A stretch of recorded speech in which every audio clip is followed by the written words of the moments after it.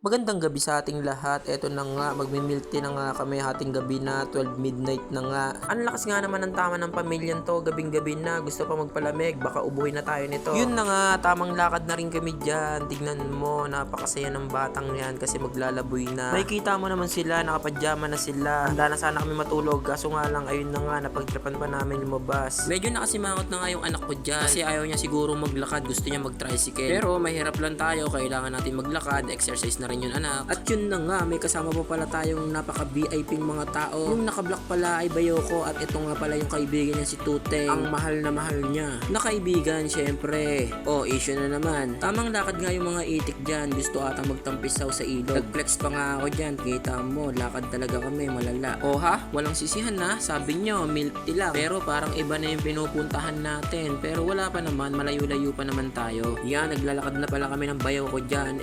Marami pala kami dyan. Sinabihan ko nga yung Bayoko dyan na kumaway naman dito sa camera natin. Sayang naman tong effort ko. Pero mukhang ayaw talaga ata. Hey, Mamasita. Nakita mo si Mamasita? Ayun si Mamasita. Nakapadyama. Bayaw, isang ngiti nga dyan. Pakitaan mo sila ng geng-geng sign. Ayun no, geng-geng sign. Panis. Hiwalay nga pala kami ng grupo dyan. Kasi sila nakaputi. Kami ng Bayoko nakaitim. Pero bandang huli, iniwanan kami. Tignan mo naman, napakagrabe ang aangas. Tignan mo, nasa likod lang ako. Hindi nila ako pinapansin. Kasi nga nagbablog ako sa kanila. Grabe nga, ang dami nilang pinag-usapan dyan. Pero wala naman akong narinig kasi nga nagbablog ako, busy ako no. Pati ata tong anak ko mukhang iiwanan na ako. Kasi nga mukhang naantok na ata to. Mamaya gigising to pag nakabili na. Ang sarap na nga lang talaga mag-isa, mapapakanta ka ng Feels like I'm walking in the rain. Yun nga pala ang homemade na gawa ni Angga. Napakasolid niyan. Bumili na rin kayo at umorder na rin kayo sa kanya. Oops, bumalik tayo sa paglalakad. Mukhang naliligaw na ata kami. Mukhang pupunta kami ng Showmall. Akala ko papaliko kami ng 9. Mukhang bubudol tayo nito. Pero okay lang, basta budget meal lang tayo Napakaangas nga naman to ng lalaki na to. Mamaya makuha yung cellphone, mahablot na lang sa'yo, unggoy ka talaga. Tignan mo nga tong tatlo, walang kasawaan sa pag-uusap, kwentuhan ng kwentuhan, samantalang ang anak ko malungkot sa tabi lang. At eto na nga ang sinasabi ko, nasa may Showmall na tayo, nasa may IT center na tayo. Ano kayang gagawin natin dito kung saan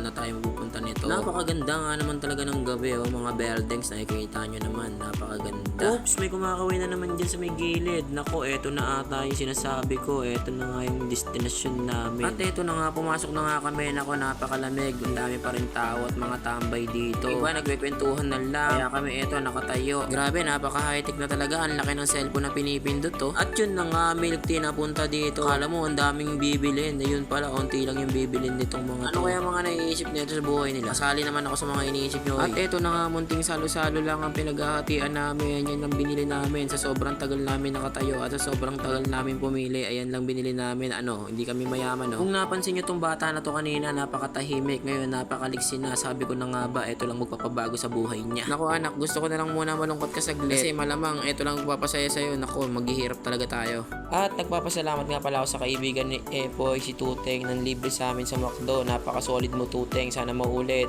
At eto na nga, natapos na tayo. Medyo na-relax ang mga itik at papauwi na tayo. Grabe no, tinapos mo pa rin tong vlog na to kahit walang kwenta. Pero maraming salamat sa mga nanonood at patuloy na nanonood pa rin kahit nakakasawa na yung pagmumukha ng negro na to. Papauwi na nga kami niyan, ayan na. At muli, maraming salamat sa inyo sa panonood. Maraming salamat. Eto na, bye-bye.